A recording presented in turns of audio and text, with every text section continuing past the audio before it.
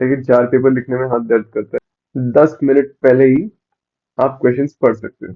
सुबह से यही डर था कि GS2 के टाइम पे मुझे नींद ना आ जाए। 4 दिन पहले पहुंच गया चेन्नई अपना किट लेके। V7 के 5 पेन, ब्लैक और ब्लू कार्ट्रिजेस और एक स्टॉप वॉच। अपना सेंटर चेक किया, फिर वहां से पैदल बीच चला गया। ज़्यादा कुछ एंजॉय करने का नहीं था, टेंशन था कि एग्ज़ाम में हर पेपर टाइम से लिख पाएंगे कि नहीं। मरीना बीच थोड़ा मैजिकल है ये।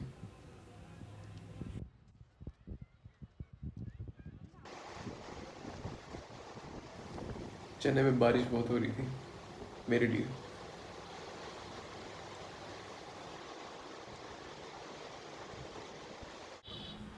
पहला एग्ज़ाम ऐसे का था, ऐसे कि एक रात पहले फिर से बीच गया।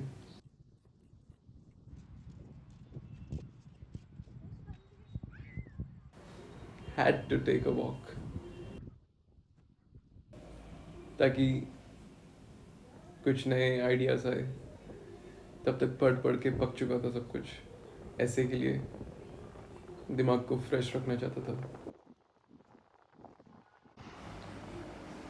समुंदर किनारे थोड़ा सा इंक कलेक्ट करने गया,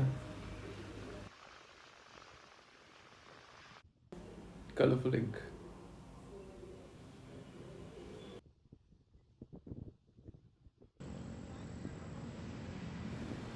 अब समय आ चुका था,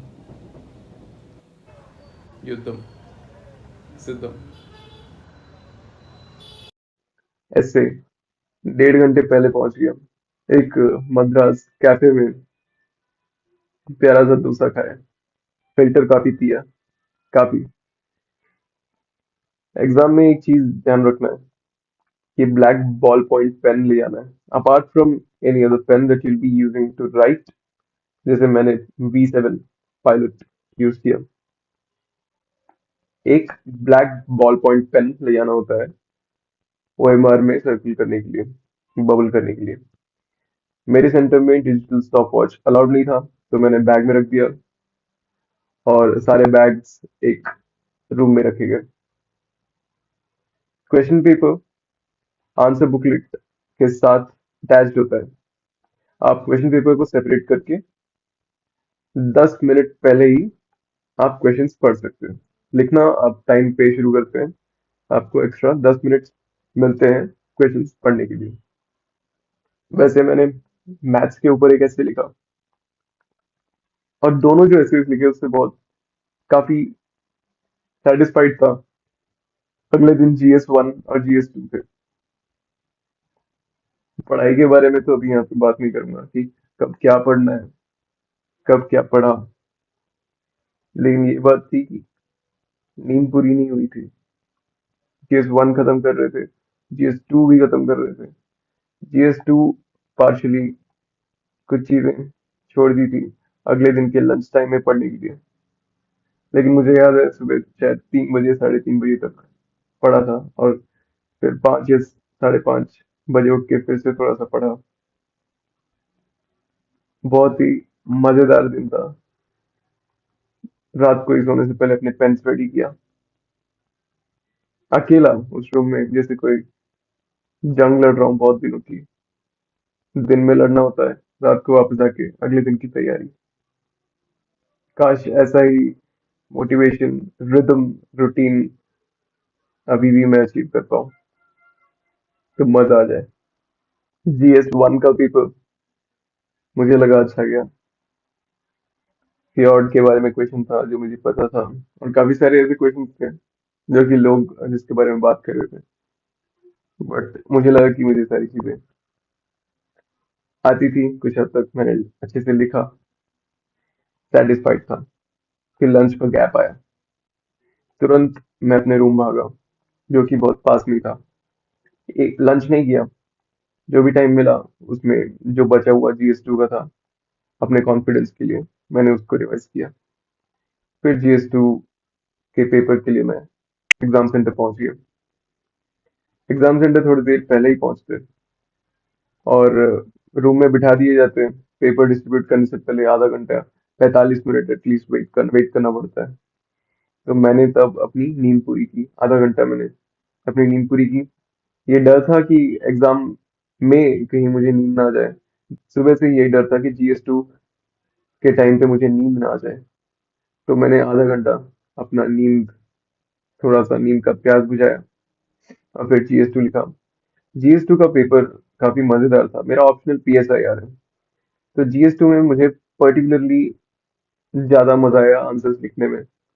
हालांकि मैंने IR का एक क्वेश्चन जो मुझे बहुत अच्छे से आता था, मैंने उसको जल्दबाजी में रॉन्ग इंटरप्रेट करके गलत लिखना शुरू कर दिया। एक पेज लिखने के बाद मुझे समझ में आया कि ऐसा नहीं लिखना था। फिर मैंने उसको जो भी कर सकता था रिपेयर करने की कोशिश किया। और सोशल इश्यूज और गवर्नेंस के क्वेश्चंस में थोड़ा सा मैं वीक रहा। मेरा मोटिव यही था कि मैं टाइम पे सब कुछ खत्म कर दूं। मैं सिर्फ यही सोच रहा था कि टाइम पे खत्म कर दूं। तो मैंने बहुत सारे आंसर्स पैराग्राफ फॉर्मेट में लिखे। Most of the answers GS1 में भी पैराग्राफ फॉर्मेट में लिखे। शायद यही मेरी गलती थी। मुझे और एग्जाम से पहले प्रैक्टिस करना चाहिए था टाइम का, क्योंकि मैंने उससे पहले मॉक एग्जाम्स सिर्फ एक ही मॉक दिया था। कोई रिटर्न प्रैक्टिस ज्यादा नहीं की थी। इस वजह से मेरे को डर था कि टाइम मैनेज होगा कि नहीं, और मेरा पूरा फोकस उसी पे था कि टाइम मैनेज करना है। तो इस वजह से मैंने सारी चीजें पैराग्राफ फॉर्मेट में लिखी। हालांकि मेरे answers I am still satisfied with them.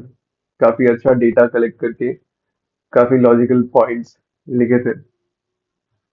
But देखते हैं, शायद return practice is a must.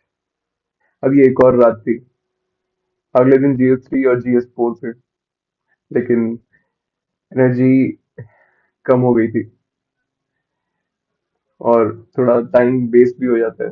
Exam लिख के आने के बाद 5 बजे फिर से पढ़ना शुरू करने में देरी हो जाती है। GS4 में कुछ ज्यादा पढ़ने के लिए था नहीं, फिर भी वो भी पढ़ा थोड़ा बहुत। फिर GS3 लेट को शुरू किया कि मैराथन जैसे जितना हो सकता है उतना करेंगे। सुबह तक पढ़ा, मतलब मिनिमम रिवाइज करना था उतना किया।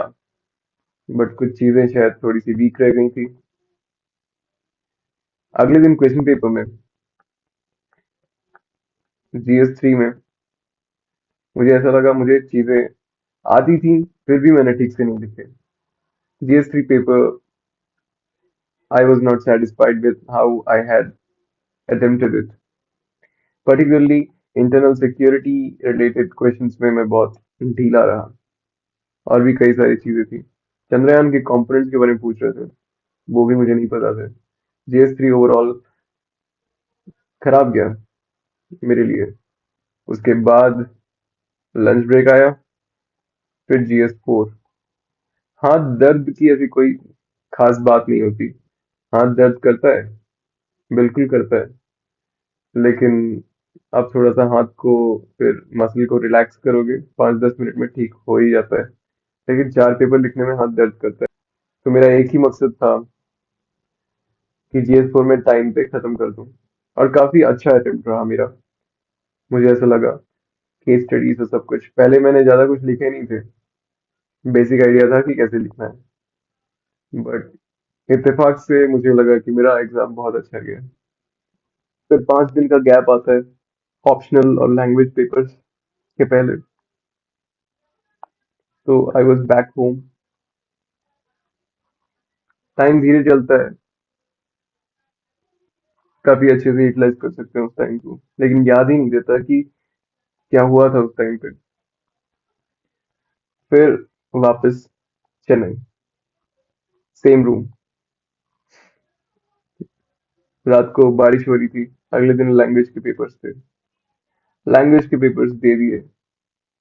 अब फिर वो आखिरी रात थी। उतना कुछ ज्यादा कुछ याद नहीं है कि उस रात को क्या हुआ था।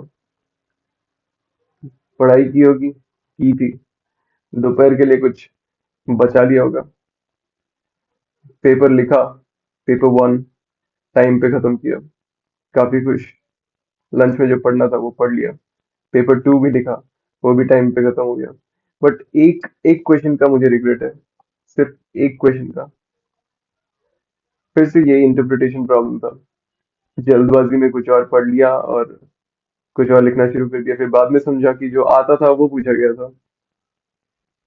खैर, खत्म हुआ एग्जाम। सब के सब बाहर निकल रहे थे, मैं भी बाहर निकला। जैसे बिल्डिंग से बाहर कदम रखा, सबसे पहली चीज जो मैंने देखी वो दोपहर को आसमान में, दोपहर नहीं, 5 बजे थे लेकिन धूप थी। आसमान में मून इंतजार कर रहा था।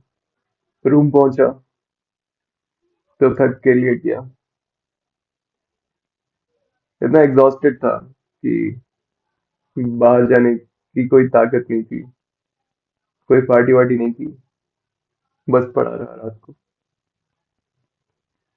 लेकिन सुबह सूरज के उगने से पहले अंधेरे में मैं निकल गया, कानों में गाने लगा के, AR रहमान के। वो गाना है ना, युवा का, फना, तमिल में, चेन्नई में।